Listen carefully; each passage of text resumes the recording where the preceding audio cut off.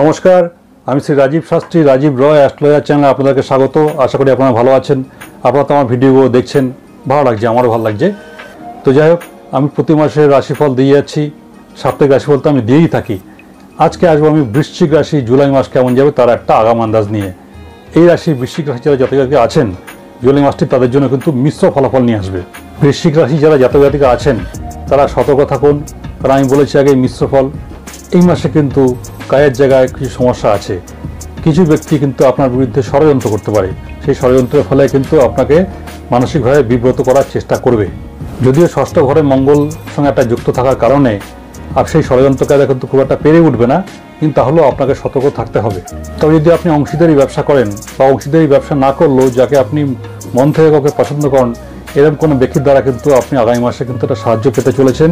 সেই সাহায্যের কারণে আপনি অনেক কাজের জায়গার সমস্যা থেকে কিন্তু আপনি বেরিয়েও আসতে পারবেন। প্রেমের সম্পর্কটা উত্থান পতন থাকলেও তার মধ্যে থেকে কিন্তু আপনি এগিয়ে যেতে পারবেন, এবং প্রেম ভালোবাসার কারণে কিন্তু আপনার একটা ভ্রমণযোগ্য আছে। যারা পড়াশোনা করছেন তারা কিন্তু যথেষ্ট অধ্যয়ন মন দেবেন, এবং এই অধ্যয়নের কারণে কিন্তু একটু বাড়ি থেকে দূরে গিয়ে যাতায়াতের করে কিন্তু পড়াশোনাটা করবেন, এবং তার থেকে সাফল্য সেটা কিন্তু আসতে চলেছে। ভাই বোনদের কাছ থেকে সাপোর্ট পাবেন, পরিবারের সুখ শান্তি যথেষ্টই থাকবে। স্বাস্থ্যের ব্যাপারটা খেয়াল রাখবেন, আর কাজের দিকে মনোনিবেশ দেওয়ার কারণে আপনার ফ্যামিলি থেকে কিন্তু আপনি কিছুটা সময় দেখবেন একটু দূরে দূরে থাকতে পারছে আপনাকে। এই ব্যাপারটা মাথায় রাখবেন। আসছি বিস্তারিত হবে। কাজের জায়গায় আমি আগেই বলেছি ষড়যন্ত্র হতে পারে, সমস্যা তৈরি করতে পারে, এমন একটা প্রেশার তৈরি হতে পারে যার কারণে কিন্তু আপনি নিজেই আপনার কাজ থেকে অব্যাহতি নিতে পারেন, বেরিয়ে আসতে পারেন, বা আপনাকে চাকরি থেকে বা কাজের জায়গাতে কিন্তু স্যাক করা হতে পারে। সুতরাং কর্মজীবন নিয়ে খুব একটা ভালো কিছু নেই, যদিও মঙ্গলের সাপোর্ট কিছুটা আপনি পেতে চলেছেন। আপনি যখন জেনে গেলেন কাজের জায়গায় সমস্যা আছে, তাহলে সেই সমস্যা দূর করার জন্য আপনি এখন থেকেই প্রস্তুত হন মানসিকভাবে, এবং ঈশ্বর আরাধনা করুন, ঈশ্বরের কাছে প্রার্থনা করুন যাতে আপনি সেই জায়গা থেকে বেরিয়ে আসতে পারেন। তবে মাসের প্রথমের থেকে মাসের দ্বিতীয় অর্ধের দিকে কিন্তু কাজের জায়গাটা কিছুটা ডেভেলপ করবে।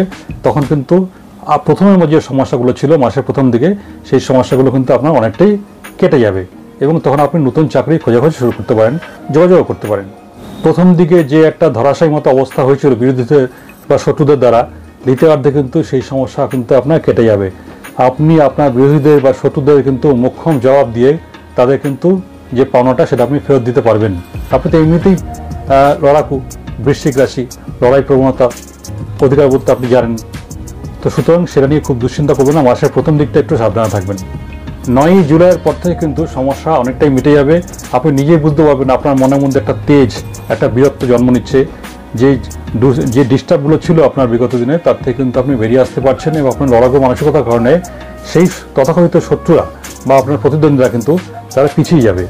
বৃহস্পতির সঙ্গে একাদশ ঘরে একটা কানেকশনের কারণে আপনার কিন্তু আর্থিক সমস্যা খুব একটা হবে না। মানসিকভাবে ডিস্টার্ব থাকবেন, কাজের জায়গায় ডিস্টার্ব থাকলেও আর্থিক যোগ কিন্তু যথেষ্টই শুভ। আর্থিক দিক দিয়ে কিন্তু খুব একটা টানা পড়েন, দুশ্চিন্তার ব্যাপার নেই। একটা কথা আমি বলবো, বৃশ্চিক রাশি যারা জাতক জাতিকা আছেন, মাসের প্রথম এবং দ্বিতীয়ার্ধ মোটামুটি 20-22 তারিখ পর্যন্ত কিন্তু অর্থ যেটা আসবে সেটা কিন্তু কোনো জায়গায় ইনভেস্ট করতে যাওয়াটা সুবিবেচকের কাজ হবে না। সুতরাং যদি কোথাও ইনভেস্টমেন্ট বা বিনিয়োগ করার ব্যাপার থাকে সেটা কিন্তু মাসের শেষ দিয়ে করবেন, আর নাহলে কিন্তু ঠকে যেতে পারেন। ষষ্ঠ ভাবের সঙ্গে মঙ্গলের একটা যোগাযোগের কারণে কিন্তু আপনার মাতুল মামা বাড়ির দিকে কিন্তু ঝগড়াহাটি, অশান্তি এরকম একটা ব্যাপার থাকতে পারে।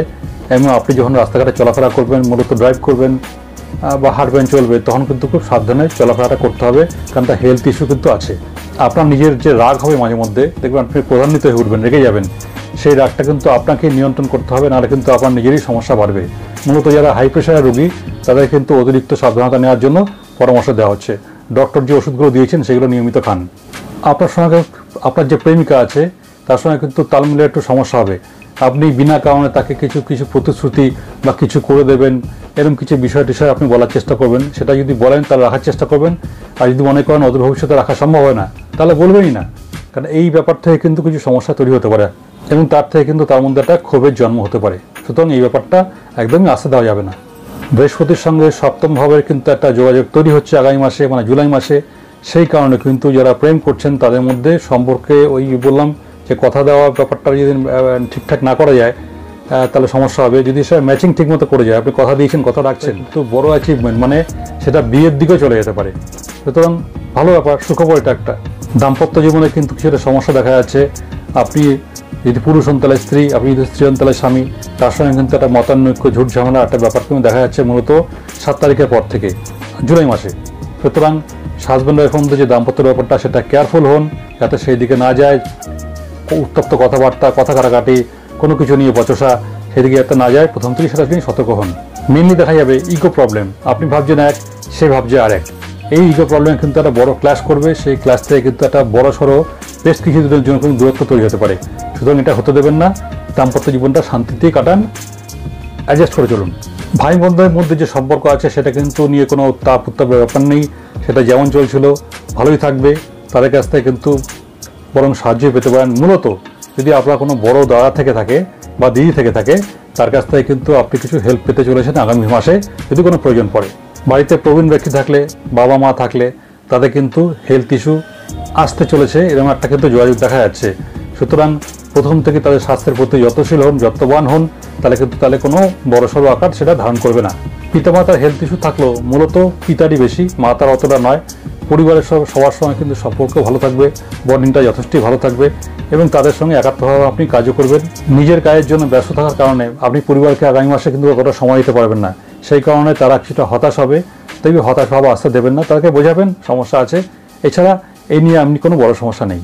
মাসের মাঝামাঝি সময় দেখা যাবে পরিবারে কোনো একটা বিশেষ অনুষ্ঠানের জন্য কিন্তু আপনি খরচা করছেন, সেই খরচাটা আপনি যদি করুন কোনো অসুবিধা নেই, তাতে ভালোই থাকবে এবং পরিবারের মধ্যে যে একাত্মতা বোধ সেটা কিন্তু আরও বাড়তে চলেছে।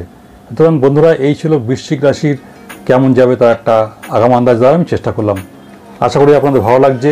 যদি ভালো লাগে চ্যানেলটিকে লাইক, সাবস্ক্রাইব এবং শেয়ার করে এগিয়ে নিয়ে চলতে সাহায্য করুন, তাতে আমার মোটিভেশনটা বাড়বে, ভালো লাগবে নতুন নতুন ভিডিও বানানোর জন্য। নমস্কার।